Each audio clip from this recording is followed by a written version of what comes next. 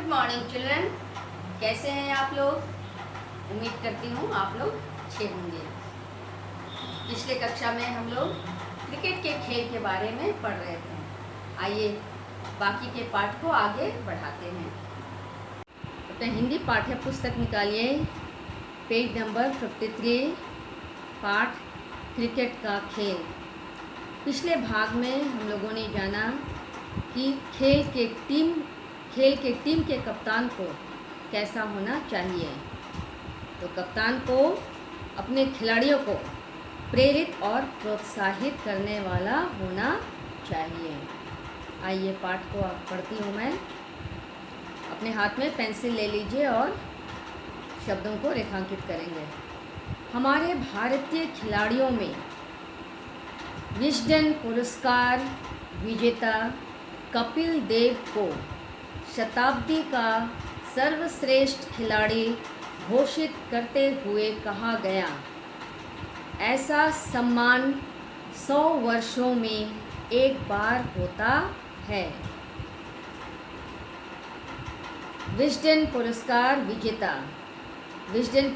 विजेता कौन थे? कपिल देव। और उन्हें शताब्दी का सर्वश्रेष्ठ खिलाड़ी घोषित करते हुए कहा गया कि ऐसा सम्मान 100 वर्षों में एक बार प्राप्त होता है। सचिन तेंदुलकर ने क्रिकेट के इतिहास में इतने कीर्तिमान स्थापित किए हैं कि इस सर्वश्रेष्ठ बल्लेबाज के कीर्तिमानों पर संपूर्ण भारत को गर्व है। सचिन तेंदुलकर को तो आप लोग जानते ही हैं बहुत अच्छी तरह। तो वे क्रिकेट के इतिहास में इतने कीर्तिमान यानी इतने रिकॉर्ड बनाए हैं कि सर्वश्रेष्ठ बल्लेबाज, वो एक बहुत ही अच्छे बल्लेबाज थे।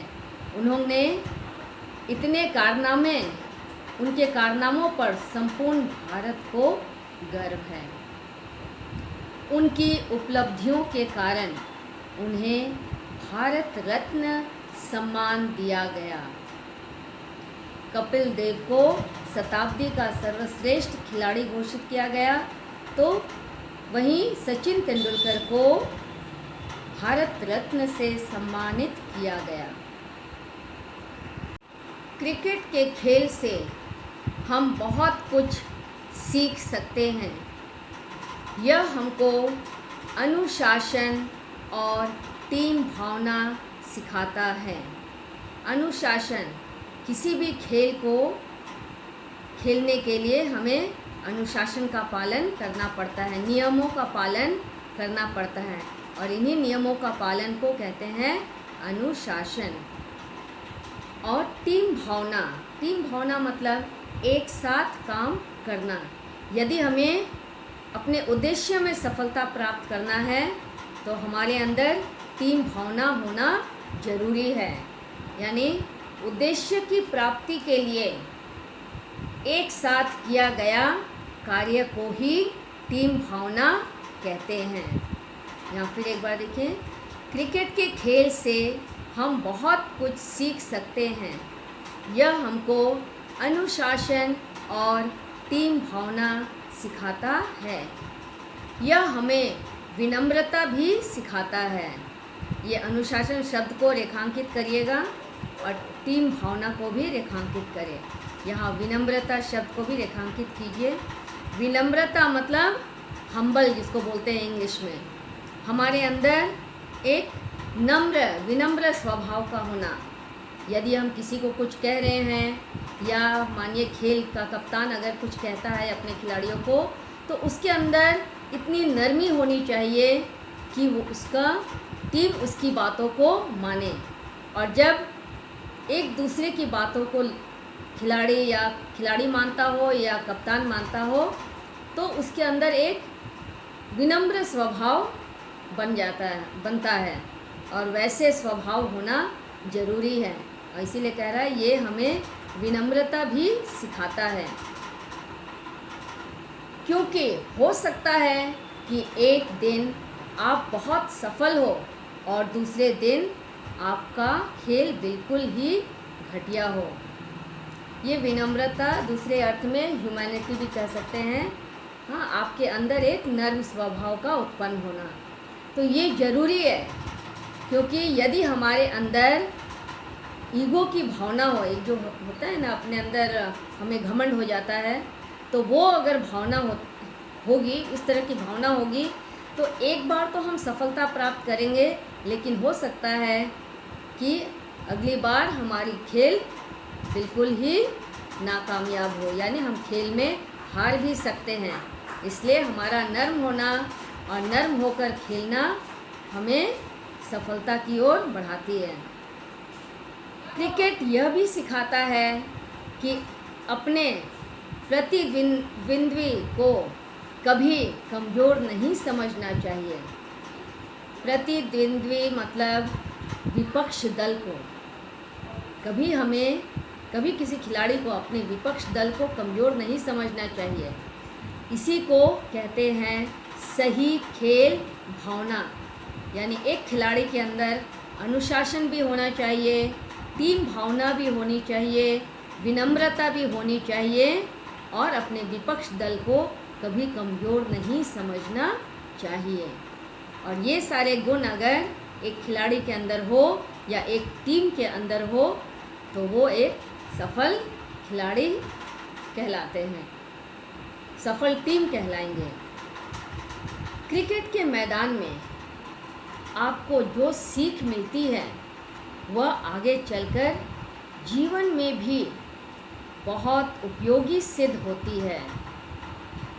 हम लोग खेलते खेलते नियमों से खेलना और नियमों का पालन करने का अभ्यस्त हो जाते हैं। विनम्रता हमारे गुणों में शामिल हो जाती है, और वही कह रहा है इस तरह का स्वभाव अगर हमारे अंदर पनप जाए तो ये आगे चलकर जीवन में बहुत ही उपयोगी सिद्ध होती है, ये हमारे लिए बहुत फ़ायदे की बात होती है।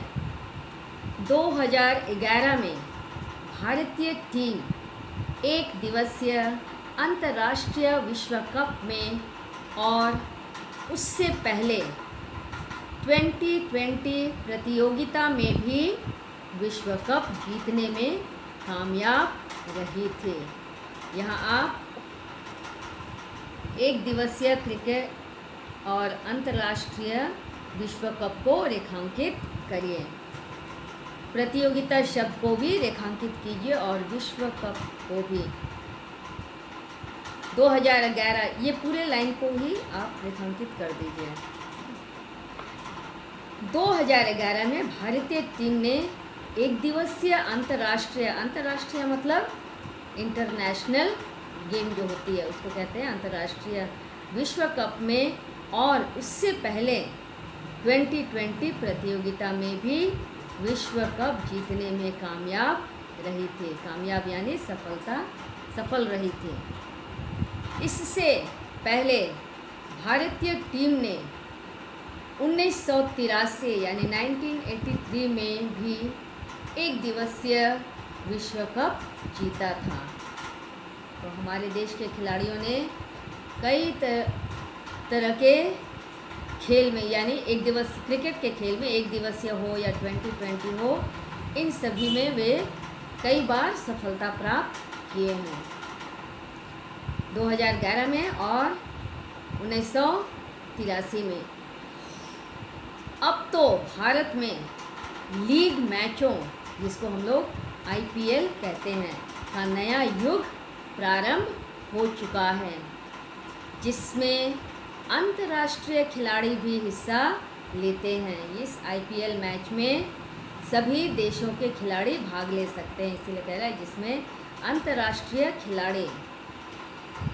इस नए युग में आप भी इस खेल का आनंद लेते रहें और खेलते रहें।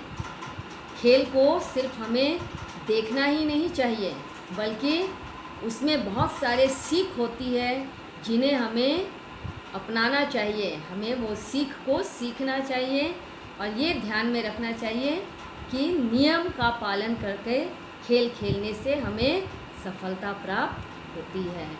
तो इसलिए प्यारे बच्चों, ये क्रिकेट का खेल तो आपका प्रिय खेल है ही, तो इसे देखिए कब कौन खिलाड़ी किस किस खेलों में कब कब विजय प्राप्त की, और आपके अंदर भी एक उत्साह जगाइए और इसी तरह ऐसे खेलों में आगे बढ़ने की कोशिश करिए और किसी भी क्षेत्र में सफलता प्राप्त करने की कोशिश करिए।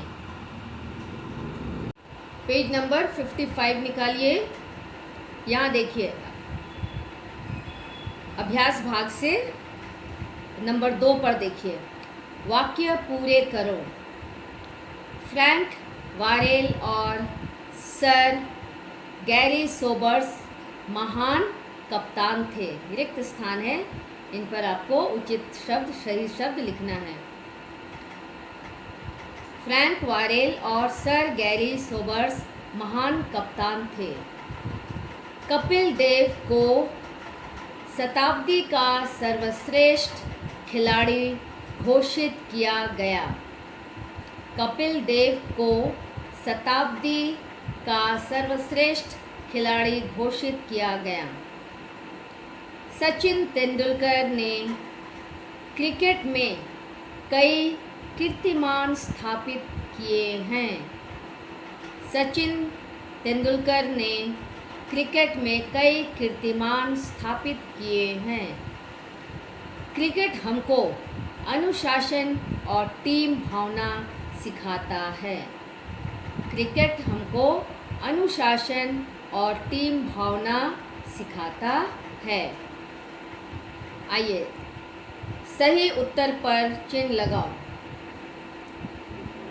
क, शताब्दी का सर्वश्रेष्ठ खिलाड़ी किसे घोषित किया गया? यहाँ 4 ऑप्शंस दिए गए हैं। सचिन तेंदुलकर, महेंद्र सिंह धोनी, कपिल देव और सुनील गावस्कर। तो यहाँ सही उत्तर है कपिल देव, यानी शताब्दी का सर्वश्रेष्ठ खिलाड़ी कपिल देव को घोषित किया गया। क्रिकेट मैच में विकेट कीपिंग कौन करता है?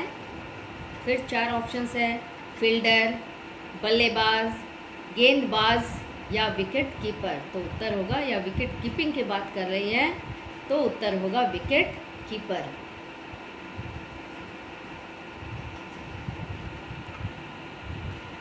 ग, भारत के एक दिवसीय विश्व कप कब कब जीता था? भारत ने एक दिवसीय विश्व कप कब कब जीता था?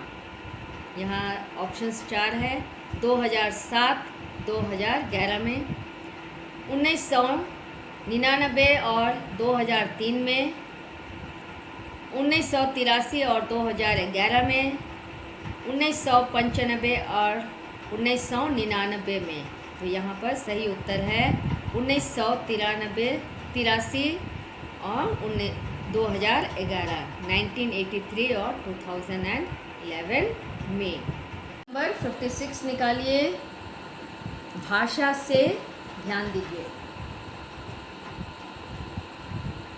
पूर्वक लगाकर नए शब्द बनाओ और उनके अर्थ लिखो। ये पूर्वक शब्द है प्रत्यय शब्द। इस शब्द को शब्द के अंत में जोड़कर नया शब्द बनाते हैं।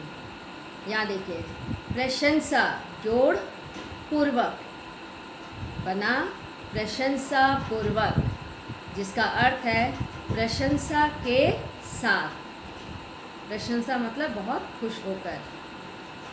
साहस जोड़ पूर्वक, साहस पूर्वक, जिसका अर्थ है साहस से भरा हुआ।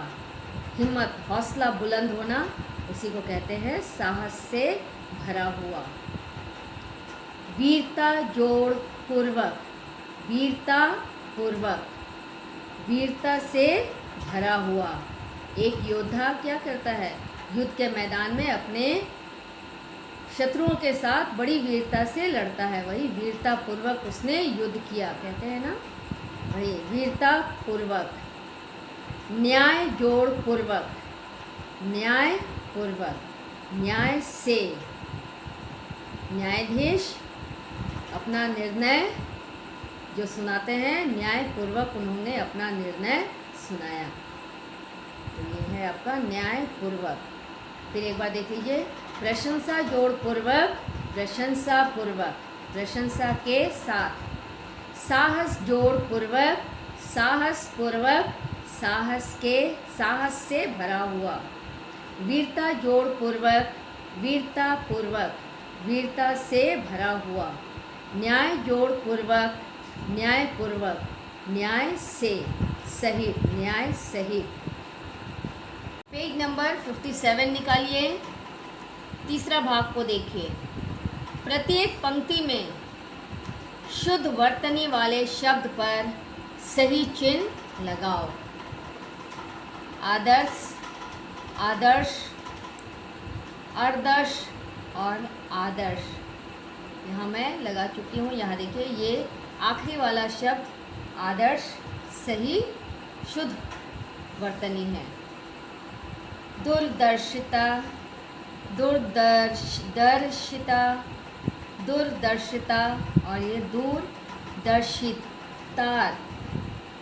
तो यहाँ होगा तीसरा वाला शब्द को सही कीजिए, दूरदर्शिता। Cricket, cricket, cricket, cricket. यहाँ पर कौन सा शब्द सही होगा? दूसरा वाला, क्रिकेट। ये कर की क्रेट है, क्रिकेट हम लोग बोलते हैं।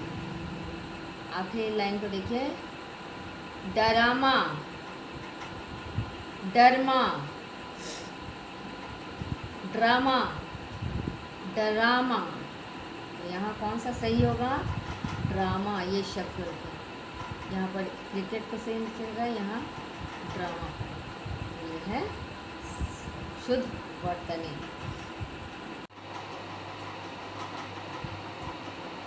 मैं आज के पाठ यही समाप्त करती हूँ। पाठ पढ़ने का अभ्यास करते रहिए, शब्दार्थ भी याद करिए और जो भी गृह कार्य आपको दिया जाता है उन्हें ध्यान से और सफाई से कार्य करिएगा। So have a nice day, be safe, bye.